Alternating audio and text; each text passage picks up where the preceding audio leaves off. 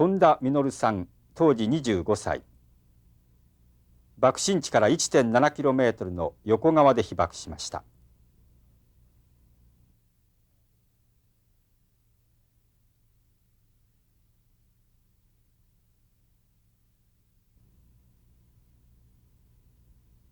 当時、本土決戦に備えて中国軍管区司令部に毒ガスの訓練所が設置されました。その訓練所の所長をしていた富田さんは、山口の師団に出張するために横川駅に向かっていました。その時富田さんが身につけていた軍服は今資料館に寄贈されています。今これご覧になってやっぱり当時のことなんかこう思い出されますか？そうですね、だんだんと当時の悲惨さといいますか、当時の状況が胸に迫ってくるという気がするわけです。でこれも寄贈したのもですね、そういったことから忘れたいということもありまして、何か平和のために役立てばということで出したわけですね。だからこれを自分の手元に置きますとね、もうしょっちゅういろんなことが思い出されて、やりきれないというか、特に生きておるだけに、共に戦った戦友なり、あるいは数多くの一般の国民の方々のね犠牲があって、それを守るべき立場にある我々が今生きておるということに対する、何と言いますか、自責の念と言いますかね、そういったものが消えないんですよ、これを見ていると。20年の8月ということになりますと、戦局も終局を迎える段階、重大な局面を迎えるというふうな状況下にあったわけでして、ですから当初の、ハワイをはじめ南方あるいは満州に展開した軍がことごとく敗れて、硫黄島あるいは沖縄というふうなことで、次はいわゆる本土決戦ということが必至であるという状態になりましたので、乏しい兵隊あるいは乏しい軍事資材、これなんかをかき集めて、我が国で迎え撃つという体制を取らざるを得なかった。そこで日本の本土を2つに分けて、本土防衛を2つの責任に分けた。だから三重県を大体境にですね、東京に総軍司令部を置いたのが一つと、それから、三重県から伊勢を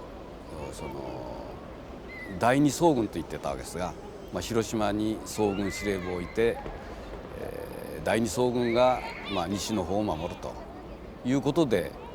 その防衛体制を取っておったということになりましてね。で広島は、日清日露の戦争以来ですね、大本営を置かれたり、あるいは軍の中枢としていろいろな設備なり、あるいは軍需産業等が起こりましてね、いわゆる軍都として栄えてきし、あるいはやはり敵の攻撃目標としても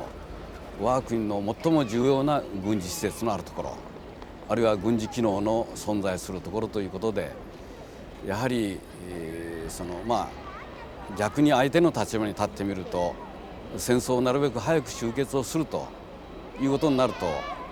新潟、小倉、長崎、広島と見た場合にはやはり広島がですね一番大きな目標となり得たであろうということは容易に判断されるわけですね。当時さっき申しました第二総軍の下に第59軍というのが本当はあるわけですが、それをそういったことは一般的には言わないで中国軍管区と言っておったわけですね。ですから本当は第59軍司令部が中国軍管区司令部であったということなんですね。その中に先ほど申しますような敵の上陸戦闘時においては必ず火炎攻撃なりガス攻撃があると、こういった場合にどのようにして我々は国民を守っていくか、あるいは敵の攻撃にどう対応していくかというふうなことは当然ですね、用意をしなければならなかったんで、しかも化学戦という問題はあまり公表されない部署であっただけにですね、あまり世の中で知られていなかったわけですが、ですから訓練所という看板を掲げて、そういったことを化学戦闘といいますかね、そういったものの教育訓練をやっておったと。しかもそれも部隊を作っていわゆる編成をして、十分体制の整わないうちに壊れたわけですから、それを実際に活用して戦ったというふうなところまではいかなかったというのが現状ですね。そしてそれも部隊が全滅をして誰も生きてないと、いうふうなことで、当時の記憶があまり鮮明でないと、いうことです。8月6日の1週間前の時に、いわゆる先ほどの軍艦司令部の参謀会議がございまして、山口の師団から敵の上陸作戦におけるガス教育をしてくれということで出張の約束をしておりました。みんな寄せ集めの将校なり兵ですから、いわゆる敵の上陸作戦時における戦いの仕方は指揮官だってあまりよくわからないわけですね。だからそういったものをとにかく教えてくれなきゃいかんよということになって、ちょうど私がそういう教育訓練の担当であったもんですからね、じゃあ行きましょうということになったために、そうでなかったら軍司令部に8時15分頃にはすでに出社をして出勤ですかしておったんですがね、そういったことでその時間には出張すべく横川駅に向かっておったということになって、今日があるというふうなことになっておるわけですよ。8時過ぎの汽車に乗るべく、だから家内に弁当を作らして、だから家内に横川駅までですね、弁当できたら持ってこいということで、家内にはそれを作らせて、私は何でか先に行ってですね、師団へ行って行こうとしたのかよくわからんですけども、とにかく弁当を駅に持ってくるという約束で家内に弁当を作らせておったんです。私だから何か準備があったか勉強するためかですね、家を急いで出たわけですよ。で三笹3丁目に新婚生活の拠点を持っておったもんですから、そこから今の54号線沿いにですね、ずっと横川駅に向かうべく、今は新幹線が通っています。その前は山陽本線の踏切ということでございましたよ。その辺まで、その当時も建物の疎開が一部なされておりまして、比較的広いことにはなっておったんですが、やはり建物はずっとありましてね。ですからその踏切に差し掛かった時に、その踏切の向こう側におる男の子が2人、この空のを指しましてね、あれよあれよというもんだから何事が起きたんかなと。当時私が家を出る前にグラマンの戦闘機が数機来て、機銃操作をしたり通ってたわけですよね。だから飛行機がまた来たんかなと、何かなということで急ぎ足にその踏切に差し掛かった途端に左前方からね、原爆の受けたということになったわけなんです。なんか左前方から光がして熱いなという感じと、だから我々は原子爆弾って全然ないですから、なんでこの昼の日中に焼夷弾の攻撃をやるかなと思ってね、焼夷弾の炸裂するような、光でもあったですね。そういう熱い熱戦を受けて、それから非常に強い力で吹き飛ばされていく、その辺まで分かるわけですよね。で何分か、意識不明だったわけですから、後で分かるわけですが、意識が回復した時には目の高さに家の屋根の上があるわけですよね。だから想像できないこと、しかもそれがドンとかガタとかいうたんならね、これは分かるわけですがね、それが全然ないのに気が付いてみたら家の屋根が目の高さにあるということでしょう。しかもそれがもうもうとしたその砂塵の収まった中にそれが出てきたわけですね。しかもその目の前の家がですね、音もなくちょうどマッチ箱をこう倒すようにスーッと音もなくこう目の前にこう倒れてくるんですね、向こうの家並みが。これはまた非常にこう脅威でしたね。立ってた2人の子供はそこで即死ですよ、その前でね。そして私の後ろを歩いたその店の前に止まっとったんでしょうね。自転車を立ってるんですよ。でその人は死んでるんです、そこで横へ倒れて。だから自転車が立ってるいうことはなんか止めとったんじゃないかですね。だからその非常にあれから見て光線の強いところ、あるいは爆風の強いところと弱いところというふうな、その弱いところに立っとったものは、助かったか生きてたか倒れなかったかね、いうふうなことがあるんだなと。そして私が履いてた長い軍隊の長い靴にも焼き付いたの縞状に焼けてるわけですよ、ベタでなしに。だから強いところ弱いところ強いところ弱いところ、光線状ですよね。そういうふうなことがあれから伺えるわけですよね。起き上がってみるともうピリピリ痛むし、それから服がボロボロになってる、そして身につけたものが飛んでおるとかですね。しかしそのことよりも私は山口に出張しないかんのだということしかないわけですよね。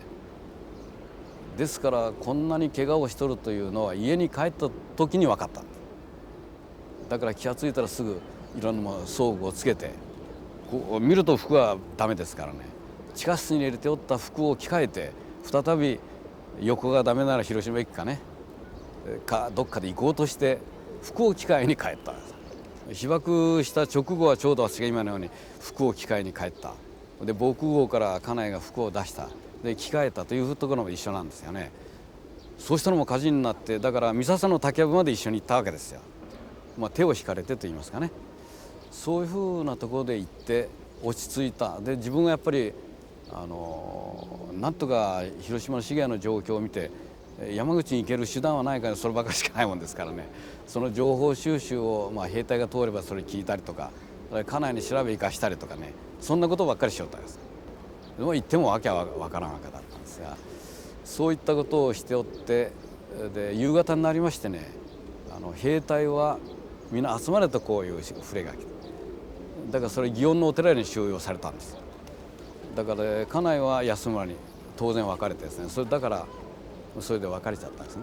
本当もう今にも死ぬかもわからんのが本当降りたかったけども、そういうわけにいかんわけですよね。だから家内は安村に行った。でだから我々がちょうど雨も降りましたが、その竹やぶに避難しとる時に皆さんと一般が見に行ったわけですからね、随分次々死んでいくわけですよね。私のような住所も当然死んでしかるべきような状態だから、もうこの家内は向こう行け行くがこれを残して行きやがるなぐらいでね。しかし我々お目音ができんから兵隊に収容されて祇園の寺へ行ったわけです。もうこれが根性の終わりかなと思ったんですが、そんなことを言ったんじゃなかった。そしてそこの祇園のお寺に収容されて来る日だったですかね、今度再び、今度は2晩ぐらい祇園の寺に泊められて、そして今度は壁線の電車で、壁に移される飯室じゃない壁の亀山小学校を移されることになったんです。そして今度亀山から飯室を移される時には、トラックで今の峠を越すわけですけどね、当時ですから木炭車だし、で夜しか動けないということで、その夜になったらトラックに乗せられて移動するんですよ。しかしその時にね、なかなか峠を越すような性能のいいトラックおらん。だから負傷者の中で元気な者はトラックの後押しをしようと。そして後押しで動き出したら乗ろうかと思う時にもう死んでるんですよ。いわゆる死の車押しということになった人がかなりおったんですね。だから私のように全く動けんものは何もなすすべはないから、ただトラックに投げ込まれとるだけでしょう。だからそんなものは助かる。多少元気のものを押したりそれは無理だったんか、それがよく分かりませんがね。だからそういう今まで車の後押しをしとったが次に乗せようとする時には死んでるとかね、そういうふうな精魂尽きる果てるまでにと言いますかね、そういう精神もあってか、そういう現象がありましたよ。そしていいものを言ったらそこの三叉路のお寺に収容される。これは民間人も兵隊も皆さん一緒にでその中で次々また死にましてね、その翌朝ようやくいいものの小学校に軍の関係者だけが集められたと、こういうふうなことになって最後まで、そのためにね手厚い看護を受けたということがやはり生きる一つの条件ではなかったかと思うんですよ。私の隣におった学徒、これは東京どうだったかな、これは東大ではなかったかな、その学徒出身の見習い士官でしたよまだね。だから学校出て、いわゆるまだ見習い士官ですからほやほやですよ。それがね原爆にやられて私の隣に寝てた。それがだんだんこう治ってきてね、明日は退院をするという日だったんですよ。それがね、だからそれは医者が明日退院してよ、だから東京におるお母さんに連絡をして明日退院するから来てくださいとこういう連絡をしとったやつがね、その晩になって気が狂うてね、天皇陛下万歳で死んだんですよ。それはね原爆症ですからねこう分からんのね、これはだから狂乱状態になっている。だから明日お母さん来るんだからもう安心をしてそれを迎えるんだなと思っておったんですが、そういうどういうことですかね、何がそうしたのか錯乱状態になって夜飛び出してね、我々寝とるのに飛び出していく。それからそういうことをやったり、飛び出すから我々は引き戻しに行ったりねしてまた横になしとるといろいろ彼が言うんですよね。彼は一人息子だと。お母さんは何のために私を東大だったかどうだったかとにかくいい大学へ入れてね、やってくれたんだろうかと。わしはしかし国のために死にますよと。しかしお母さんは悲しむでしょうとかね。でそんなことを言ったりね、そしてだから死が分かったんでしょうね。で天皇陛下万歳とこんなこと何お前言いよるんやと言うたけどね、あんまりガタガタ言いよるしうるさいやつだなと思っとって静かになって見たら死んでるんですよ隣で。そういう今常識で考えられんようなね、隣の人が今すぐ死によるわけですから、そういう状態だ。それ知らないで元気な息子を迎えに来たお母さんがね、それを見てね全く私の言う言葉はなかったですね。本当はペンを持ってね生きようとした、そのペンを銃に落ち替えて広島に来てこういう最後になっていった。で子供だって母親のことを思い一晩中そんなこと言ってたよとね、それがなくなっていく。そういう戦争の悲惨さといいますかね、そういうことを志に反して、動員学徒として出されて、そういう非常に死に直面して非常に悩んでいる姿を見たりね、で母親は動転しましたよ。それだけに非常に将来が予測しない原爆症の状態であったということですよね。ですからね、昨日まで元気だったらコトッといくわけですから、無傷だっても死んだというそういうことからするとですね、我々の明日という不安は常にあるわけですよ。ああいう方にね全く新しい誰も経験しない原爆症であればね自信というのはないわけですよね。それが長年続いてきたし、今日だってそれ消えないことはないけども、そういう、非常に鮮烈な印象なり、それから一緒にやられた時にね、そのか弱い女性女の子小学生たちが次々死んでいくでしょう。お母さんで死んだりね、非常に動転して死んでいく姿を見てね、何もしてあげられないいうもどかしさというかね、いわゆる戦争のむごさというのを体験しましたよね。でその時に私たちは思ったんですよ。我々はもう戦争というその一つの道に従ってやる運命に移されて、多少なり心の準備というか、それの生きがいなり死にがいを求めた訓練をされておったけれども、何ら予期しない、あるいは守ってくれるだろうと思っておったものが、それと枕を並べてですね、片や生きて片や死んでいくという、そういう比較感においてもね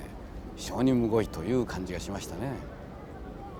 広島におれば内地におれば助かるであろうし、我が国の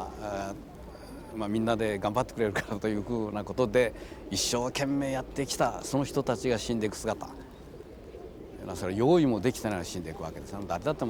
用意はできないはずですけどもね、そんなのをまざまざと見てね、非常に我々で進まないという気がしますしね。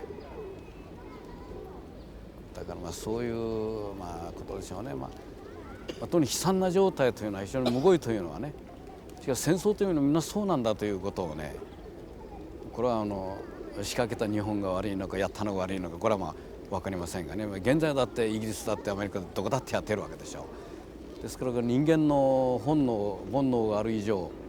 やはりお互いに相手の立場を考えてやるというそういったものがない限りはですね、やっぱり食えなくなったら誰かを殺さなきゃね、食えないという状態に置く限りは絶えないですよね。なんかその辺でね、やはり人間として生まれて、お互いの同じように人間として生まれて、お互いのものをそれぞれ尊重し合っていくということがどうしたらできるであろうかいうようなことをね、つくづくと反省をされてくるわけですね。だから誰かの権力者のためだとか、誰かの陰謀にかかって善良な人たちがその死に追いやられていくような姿はね、許し難いというふうな気がしますよね。戦争をするからそうなる。戦争がなればですね、必ず相手をやっつけないかん、お互いにね。だからそういうことになったわけですね。だから戦争をしてはいけないということですよね。で、戦争ということになってきたら、好むと好まざるとによらず、その集団は戦わざるを得ないわけですよね。だからね、戦争というものを起こしちゃいけない。だから戦争を起こさないためには、基本的にお互いの人類がお互いの共存共栄のために譲り合ってとかね、あるいは知恵を働かして、その人口の制限をするとか、いろんなことをねやる工夫を本当に謙虚にやらなければ、それはアフリカ人だってアメリカ人だって日本人だってね、同じ一個の人間ではないかと、そういったものがね、自分の欲望のためにあまりにも考えすぎておるんではないかという気がしますよね。